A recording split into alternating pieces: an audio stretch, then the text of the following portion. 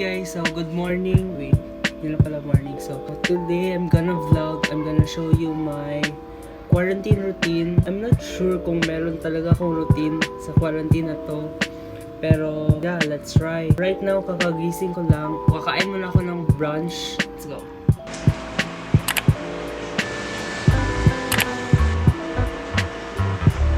A few moments later. Currently, it's 2:24 PM na.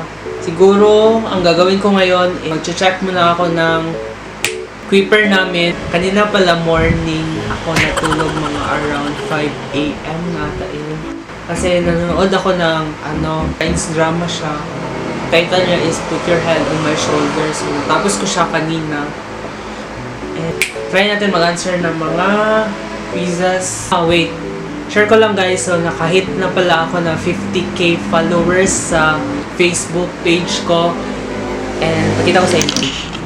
Yan, 50k followers na po tayo. So, kung gusto nyong i-follow ako dito sa Facebook, I post videos about K-drama and shit and all. Basta mga memes. So, thank you guys for 50k followers. Oh my god, 1 million na pala ito isa. So, may bago akong post kagabi. In the hair. So, ayan. Check natin yung paper. Actually, may naisip akong gawin ngayon. Gusto ko magluto ng carbonara. Actually, hindi paper ang na-check ko. It's Twitter.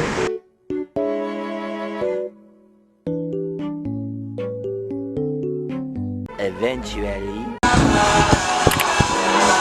Yan. Okay guys, so tapos na yung paper and nag-live din ako sa Facebook chat. Ngayon, punta tayo doon sa kalendarya namin kasi gagawa ako ng carbonara. Actually, second time ko pa lang. So, hindi ako sure kung okay ba or masarap ba. But let's try. Okay guys, so ito na po yung mga ingredients na gagamitin natin. Yan, dalawang all-purpose cream, isang evap, mushroom, cheese, ham, at saka isang butter. And, of course, ang pasta. So, hindi yung linguine yung gamit ko, kundi spaghetti lang na pasta. So, nilagyan ko siya ng oil at saka pinch of salt. Hi everything! Charot! So, may pa-voice over po tayo ngayon. Okay, so ayan. Nilagay ko na po yung pasta para ipa-boil. So, ayan. Nakikita nyo ba? Okay, syempre nakikita nyo. So, ayan. Wait lang po natin ng ilang minutes hanggang mag-boil yung tubig. So, ayan. Medyo boil na po yung tubig. Tsaka mix-mix lang ng konti. Nalagay ko na po yung pasta again. Pa-boil natin for 8 to 10 minutes. So, ayan. Habang naghihintay, nag-slice siya ng cheese na medyo matigas pa. So, mukhang tanga. Ayan, medyo madikit. So, dito naman, i-drain na po natin yung tubig sa pasta. Oh, ayan. Hirap na hirap po siya. Okay. Oh, ayan. Init na init. Oh. Okay, so dito naman yung evap milk. I-open na natin. So, ayan. Medyo may tumutulo na. Okay, so, ayan. Dito naman ang butter. I-melt po natin yung butter. So, ayan. Mix-mix lang ng konti para mag-melt. So, dito, add na natin yung onion. At saka, mix lang ng konti. Ayan. Pagkatapos, mushroom naman. Yan, mix-mix lang ng konti. And then ito, mix na natin yung chicken ham na slice na medyo pa-cubes. Tapos, all-purpose cream. Ayan, ubusin po natin yan lahat. And then, another all-purpose cream. Yan, mix-mix lang ng konti hanggang lumapot yung consistency ng milk. Ayan, mix-mix lang po. Tapos, i-add na po natin yung evaporated milk. Then, mix. So, ang ginawa ko, every mix ko, naglalagay ako ng evaporated milk para hindi masyado siya runny yung consistency. Charot. So, ayan. Tapos, i-add na po natin yung cheese na mukhang matigas pa talaga, kaya hindi pantay-pantay yung pag-slice ng cheese. And then, let it simmer. Basta, ipaboil lang natin siya konti para maluto yung mga ingredients. So, ayan. So, pagkatapos, kunin na natin yung pasta. Tapos, dito mukhang hindi ata siya kakasya.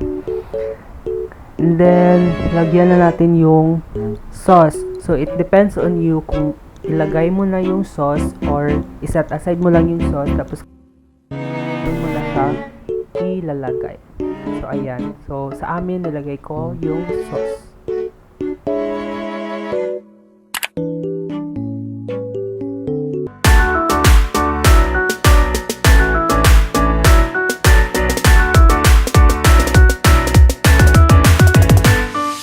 Okay guys, so kakatapos lang namin gumawa ng carbonara. Magpapahinga muna ako kasi maliligo na ako in a while. So, I'll get back to you guys later. A few moments later. Hi guys, so kasi nakatulog ako and time check, it's already 9 PM na. So, first kakain muna ako and then maliligo. Katapos, I'll get back to you guys kung anong susunod gagawin ko. Okay, so yun lang, update lang sa inyo. So, nakatulog ako ng ilang oras and boom, ito na, 9 PM na. Hi guys, so kakatapos ko lang maligo.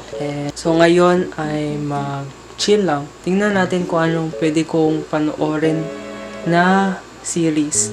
Kasi natapos ko na kahapon yung Chinese drama na series na pinapanood ko. Ayan, ito guys.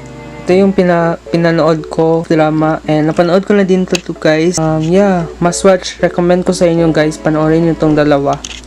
So yan guys, try nyo guys panoorin to, maganda siya guys, hindi kayo magsasawa.